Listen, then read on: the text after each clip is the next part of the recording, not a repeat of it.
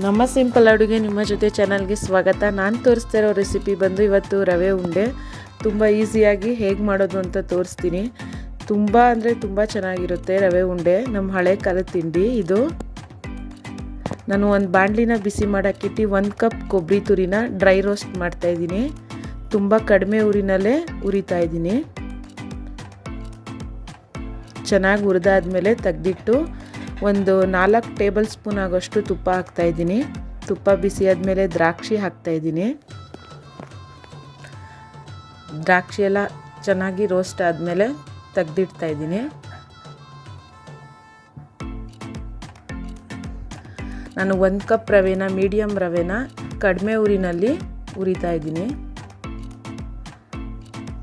ರವೆನ ಚೆನ್ನಾಗಿ ಹುರಿಬೇಕು, ಹಸಿ ವಾಸನೆ ಹೋಗೋವರೆಗೂ ಕಡಿಮೆ ಉರಿನಲ್ಲೇ ಹುರಿದ್ರೆ ರವೆ ಚೆನ್ನಾಗಿರುತ್ತೆ. ರವೆ ಎಲ್ಲ ಹುರಿದಾದ್ಮೇಲೆ ನಾನು ಗ್ಯಾಸ್ ಆಫ್ ಮಾಡಿ 1 ಕಪ್ ಸಕ್ಕರೆನ ಸೇರಿಸ್ತಾ ಇದ್ದೀನಿ.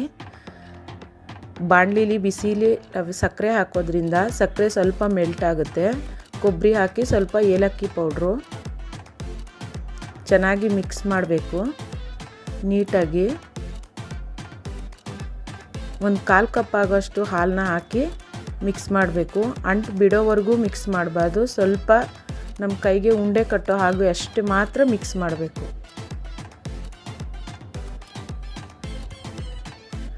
ನೋಡಿ ಚೆನ್ನಾಗಿ ಮಿಕ್ಸ್ ಆಗಿದೆ. ನಾನು ಒಂದೊಂದೇ ಉಂಡೆನ ಸ್ವಲ್ಪ ಬಿಸಿ ಹಾಲಲ್ಲಿ ಒಂದೊಂದು ದ್ರಾಕ್ಷಿ ಸೇರಿಸಿ ಉಂಡೆ ಕಟ್ತಾಯಿದ್ದೀನಿ. ನಮಗೆ ಎಷ್ಟು ಸೈಜ್ ಬೇಕೋ ಅಷ್ಟು ಸೈಜಲ್ಲಿ ಕಟ್ಕೊಬೋದು.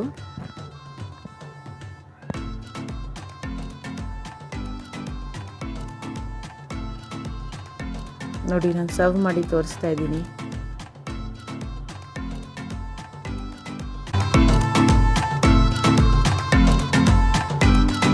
Thank you for watching.